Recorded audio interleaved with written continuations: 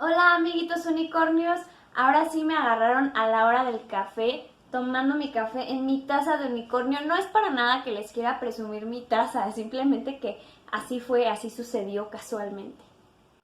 Sean bienvenidos a un capítulo más de aquí, del Rinconcito del Unicornio, y el día de hoy les traigo un capítulo especial, la historia detrás de la historia, porque les voy a contar la historia detrás de la novela de 100 años de soledad de Gabriel García Márquez. Así es que acompáñenme.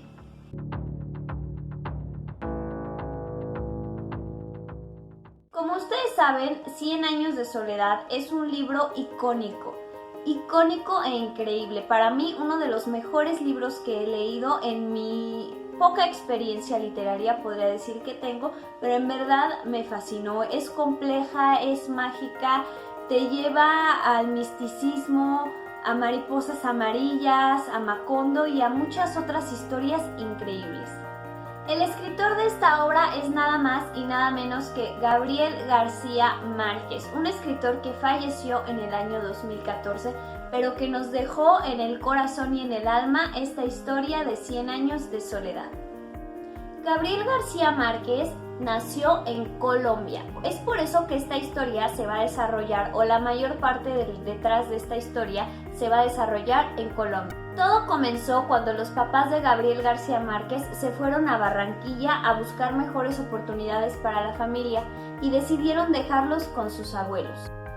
Su abuelo era el coronel Márquez y él era un veterano de guerra, es decir, él había estado en la guerra y había vivido muchísimas cosas horrendas, cosas que se viven obviamente durante la guerra, y su abuela era doña Tranquilina Ibarán. Ella pues era una señora bastante supersticiosa y él creció más o menos en este ambiente en el que su abuelo le contaba muchas de sus historias que había vivido en la guerra y su abuela por otra parte le contaba otras historias mágicas, historias en las que por ejemplo ella a veces decía que podía hablar con los muertos, y entonces Gabriel García Márquez creció en este ambiente. Una vez su abuelo le contó a Gabriel que se sentía muy mal, pues había asesinado a un hombre en un duelo. Eso fue una pena con la que el abuelo de Gabriel García Márquez tuvo que cargar toda su vida. También su abuelo fue el primero que le mostró el hielo. Le enseñó cómo el agua pasaba de líquida a sólida. El pequeño Gabriel estaba sorprendido. También su abuelo lo llevó al circo, además de que le contaba las historias más increíbles. También fue su abuelo quien le enseñó a usar su primer diccionario. Así es que podemos darnos cuenta cómo ya tenía un poquito la influencia de sus abuelos y de la literatura de las letras, Gabriel García Márquez, con todas esas historias que él tenía en su cabeza. Ustedes se preguntarán, bueno, ¿y esto qué tiene que ver con la historia del libro de 100 años de soledad? Bueno, pues nada más y nada menos que Gabriel García Márquez basó su personaje de el coronel Aureliano Buendía en su abuelo, es decir, él es su abuelo. Úrsula, por otra parte, vendría a ser su abuelita, esa mujer mágica, mística, que puede hablar con los muertos y que además es muy supersticiosa, llena de leyendas, augurios, sueños y capacidad de hablar con los muertos. El nombre del lugar en el que se iba a desarrollar la historia le vino a la mente porque un día iban viajando el tren, él y su abuelo, y resulta que pasaron frente a una plantación de plátanos, y nada más y nada menos que en la puerta decía Macondo. Esa sería una escena y un nombre que Gabriel García Márquez jamás olvidaría. A la edad de 8 años, Gabriel se va de casa de sus abuelitos, debido a que su abuelito había fallecido. Y además porque él tenía que continuar con sus estudios. Pues Gabriel García Márquez y su mamá vuelven a este pueblito llamado Aracatacá. ¿Para qué? Para vender la casa de sus abuelos. Cuando llega a Aracatacá, Gabriel García Márquez se da cuenta que esto ya parece un pueblo fantasma, que no es para nada el pueblo en el que él creció de niño. Imagínense el pueblito en donde tú vives tu infancia, los mejores recuerdos de tu vida, verlo convertido en un pueblo fantasma, devastado, vacío, que ya no sea el mismo. Gabriel García Márquez decidió entonces que tenía que plasmar en un libro, en alguna obra, todo lo que él había vivido feliz en esa época. 11 años después, Gabriel seguía pensando en su libro. En 1961. Gabriel García Márquez fue un escritor que pasó muchísimas cosas duras durante su vida.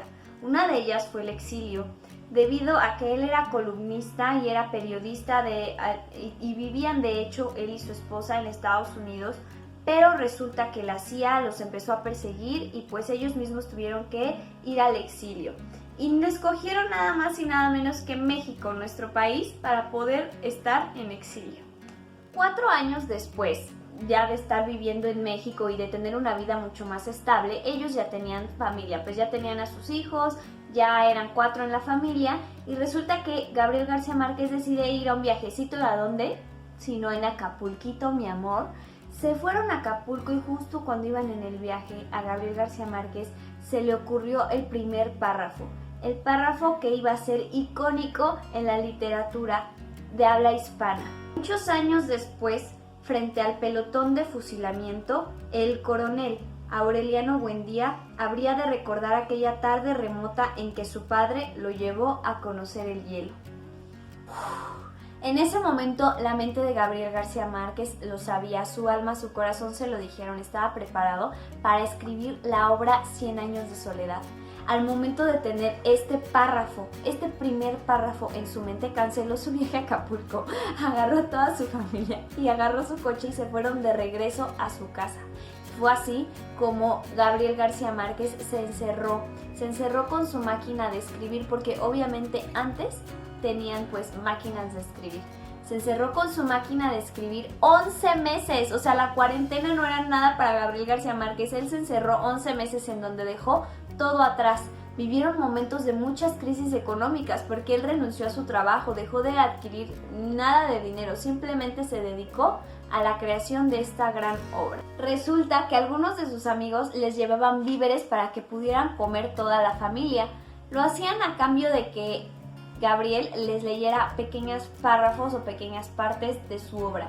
Yo creo que todas las personas que lo rodeaban estaban convencidos que esta era la obra de su vida, su obra maestra. Yo creo que también para su esposa debió de haber sido pues bastante difícil la situación en la que vivían, de decir, poner toda su confianza en su esposo, pero realmente ellos se amaban, porque también Gabriel García Márquez tiene otros libros en el que pues demuestra todo el amor que tenían, ¿no?, entre ellos dos. Pero en este caso pues ella tuvo que aguantar muchas cosas, se endeudaron de todas, empezaron a empeñar sus cosas, su radio, las joyas que tenían, con el carnicero, con el de las verduras, con todo el mundo se endeudaron.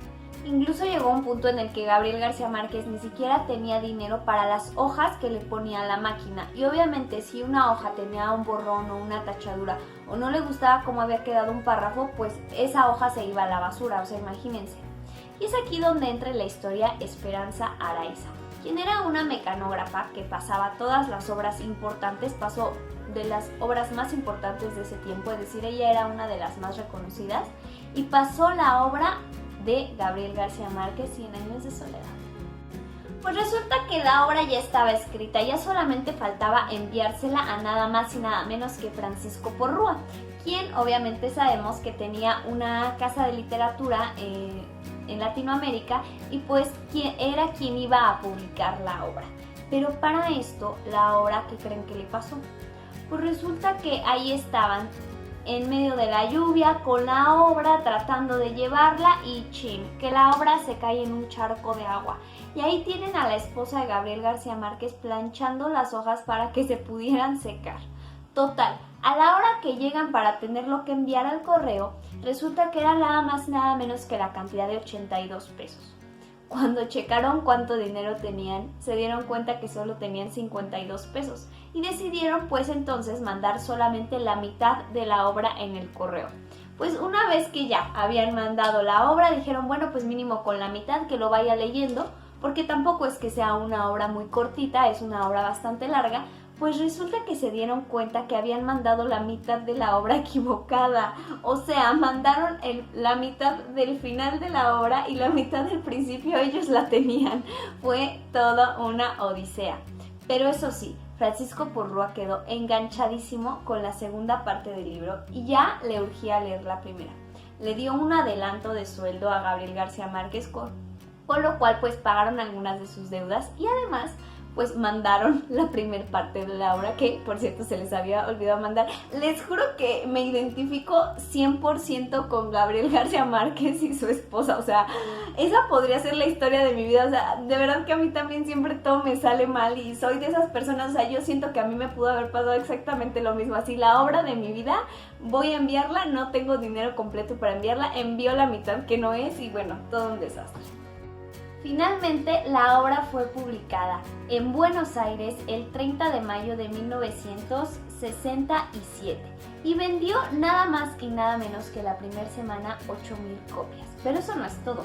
Además, aquí según los datos que tengo, dice que se tradujo a 37 idiomas y vendió más de 25 millones de ejemplares en todo el mundo.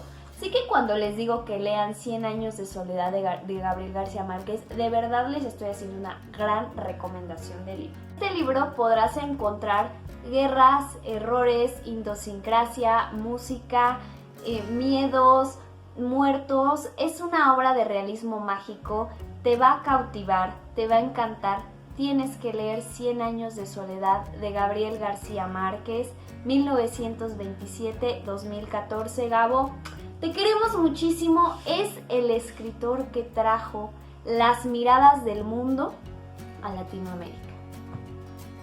Y eso fue todo por el video del día de hoy, amiguitos unicornios. Espero que les guste la literatura, espero que les haya gustado esta historia detrás de la historia. Si sí les gustó, déjenmelo aquí en los comentarios. Si quieren que haga la historia detrás de la historia de algún libro en particular que ustedes quieran o de algún autor en particular que ustedes quieran, también díganmelo en los comentarios. Si quieren que les haga el resumen de algún libro, yo lo leo y les hago la historia, les digo de qué se trata, les digo más o menos. Obviamente prefiriendo que ustedes lean los libros, pero si ustedes quieren eso, yo puedo hacerlo por ustedes. No se olviden de darle like a este video. Pónganle la campanita para que les lleguen todas las notificaciones de aquí, del Rinconcito del Unicornio. Y me voy, pero no me voy sin antes decirle que los quiero mucho.